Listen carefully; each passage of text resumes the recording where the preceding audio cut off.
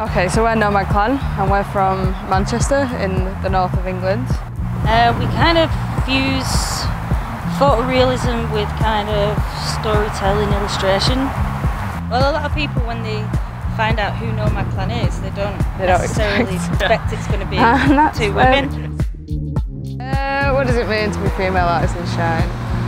Well, it's cool to be doing what you do and doing what you love and then inspiring other people to do something, whether it's painting or whether it's just to not think of there being a barrier there because you're a woman. So you're seeing women doing things you don't really expect them to do. I guess it kind of opens your mind a little bit to the possibilities of what you can do yourself.